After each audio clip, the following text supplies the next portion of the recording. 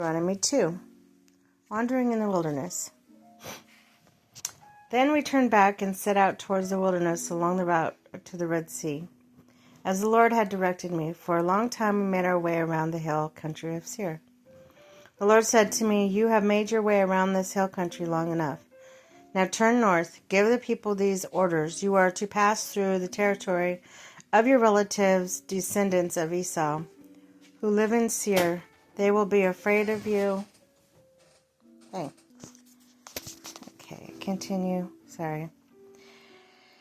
Okay, give the people these orders. You are about to pass through the territory of your relatives, the descendants of Esau who live in Seir. They will be afraid of you, but be careful. Do not provoke them to war, or I will not give you any of their land. Do not even enough to put your foot on. I have Esau, the hill country of Seir, to his own. You are to pay them in silver for the food you eat and the water you drink. The Lord your God has blessed you in the work of your hands and has watched over your journey through the vast wilderness. These 40 years the Lord God has been with you. You have not lacked anything. So we went on past our relatives to the descendants of Esau, who live in Seir. We turned from Arabah Road, which comes up from Elath and Ezion Geber, and traveled along the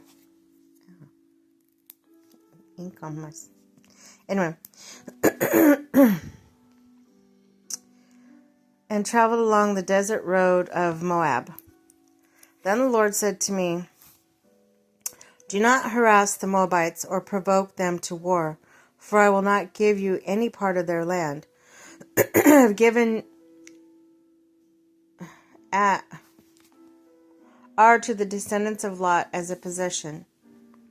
The Amites used to live there, a people strong and numerous and as tall as the Anakites. Like the Anakites, they too were considered Rephaites, but Moabites called them Amites.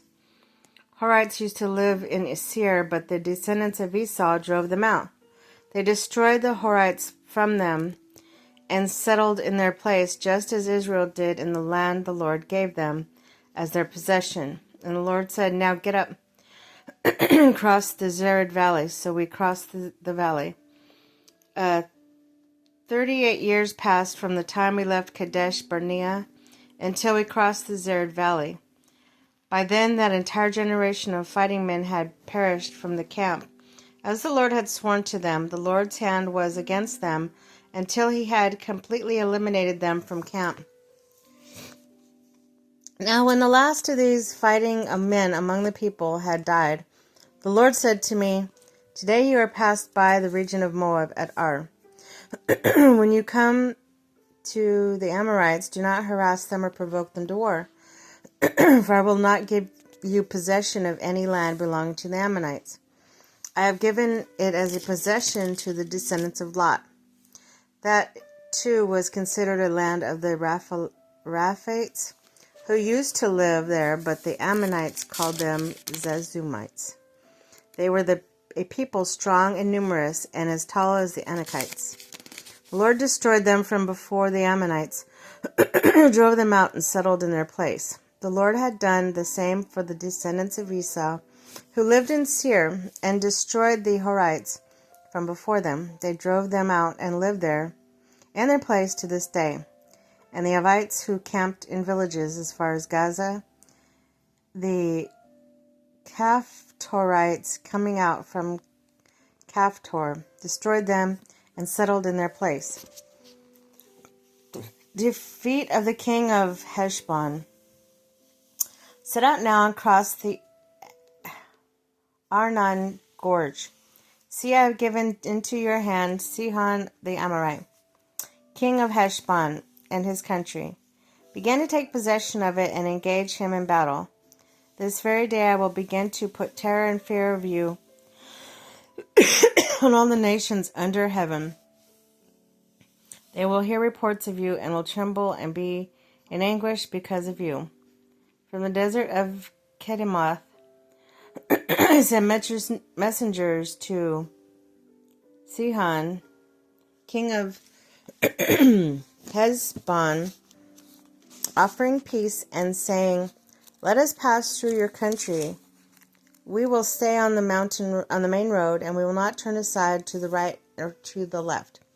Sell us food to eat and water to drink for their price in silver. Only let us pass through on foot, as the descendants of Esau who live in Seir and the Moabites who live in Ar did for us, until we cross the Jordan into the land of the Lord had given us." But Sihon, king of Heshbon, refused to let us pass. For the Lord your God made his spirit stubborn and his heart obstinate in order to give him into your hands, as he has done now. The Lord said to me, "See, I have begun to deliver Sihon and his country over to you. Now begin to conquer and possess his land."